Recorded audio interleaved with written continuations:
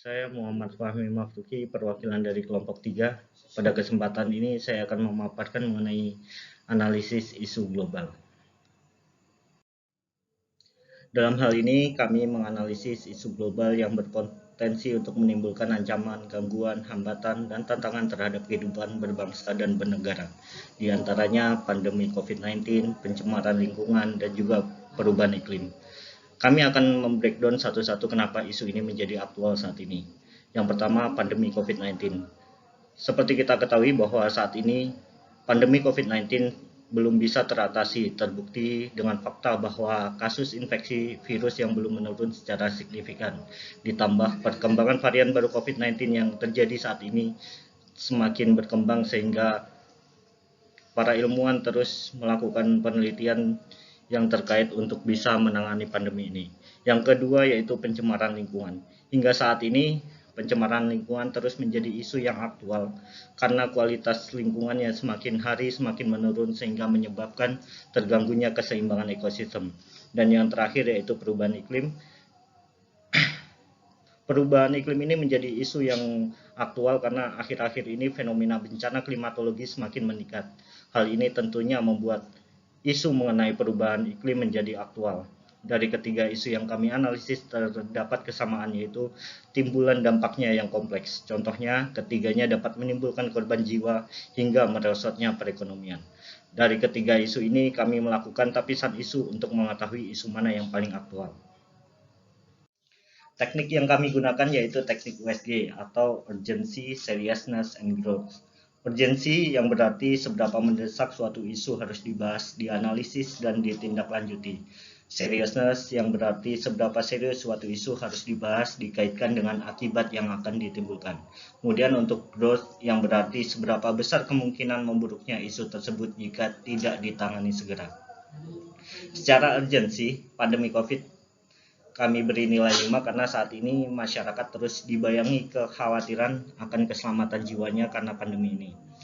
Kemudian untuk pencemaran lingkungan kami beri nilai 3 mengingat pencemaran lingkungan ini bahayanya terus mengintai kehidupan makhluk hidup.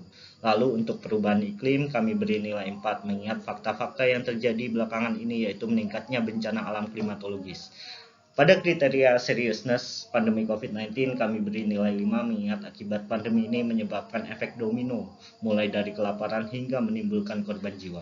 Kemudian untuk kriteria seriousness pencemaran lingkungan dan perubahan iklim global kami beri nilai 4 karena akibat dari keduanya juga tidak main-main bagi kehidupan makhluk hidup di muka bumi. Pada kriteria growth pandemi COVID-19 juga kami beri nilai 5 karena apabila penanganan berlarut akan menimbulkan dampak yang semakin parah.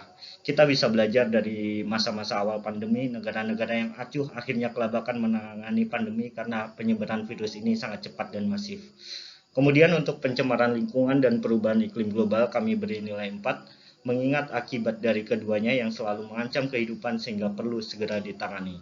Dari tapisan isu ini terlihat bahwa pandemi COVID-19 merupakan isu aktual saat ini. Senada dengan simpulan kelompok kami, Bapak Presiden pernah menyampaikan dalam pidatonya bahwa perlu adanya terobosan yang berdampak pada percepatan penanganan pandemi.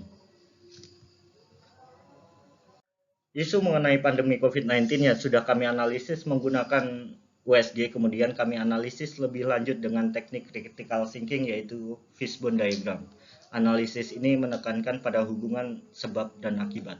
Kami melakukan breakdown terhadap isu tersebut dan kami memperoleh 4 sebab utama dan dari 4 sebab utama tersebut kami breakdown kembali untuk mengetahui sebab-sebab potensialnya. Yang pertama, manusia, karena imunitas yang rendah akibat pengaruh pola hidup dan kebersihan yang tidak terjaga. Kemudian teknologi, karena sampai saat ini belum adanya teknologi yang mampu menciptakan vaksin secara cepat dan pendeteksian paparan virus yang belum merata. Kemudian lingkungan, karena populasi manusia yang tinggi, serta terakhir sistem, karena aturan yang tidak konsisten, regulasi terkait COVID-19 yang belum maksimal, serta adanya pro kontra vaksin. Dampak yang akan terjadi jika isu pandemi COVID-19 tidak dicegah atau diantisipasi yaitu menyebabkan korban jiwa, merosotnya perekonomian, meningkatnya angka pengangguran, tingginya tingkat kemiskinan, pendidikan yang menjadi tidak efektif, serta tingkat kriminalitas yang meningkat. Kemudian rekomendasi upaya pencegahan dan antisipasi penyelesaian terhadap isu pandemi COVID-19 baik pada tataran kebijakan maupun teknis implementasinya dalam kehidupan sehari-hari, yaitu membuat regulasi mengenai protokol kesehatan penanganan COVID-19, mematuhi protokol kesehatan yang telah ditetapkan, peningkatan kesejahteraan masyarakat, vaksinasi terhadap masyarakat, serta upaya pemetaan angka penderita COVID-19 di setiap wilayah. Peran ASN terhadap upaya pencegahan, antisipasi, penyelesaian terhadap pandemi COVID-19. Yang pertama, menerapkan protokol kesehatan di tempat kerja. Yang kedua, melalui sosialisasi dampak COVID-19 melalui media sosial kepada masyarakat maupun secara langsung. Kemudian pengambilan kebijakan yang bisa mencegah atau mengurangi penyebaran COVID-19. Dan yang terakhir, mengikuti vaksinasi. Sekian yang dapat saya sampaikan. Terima kasih.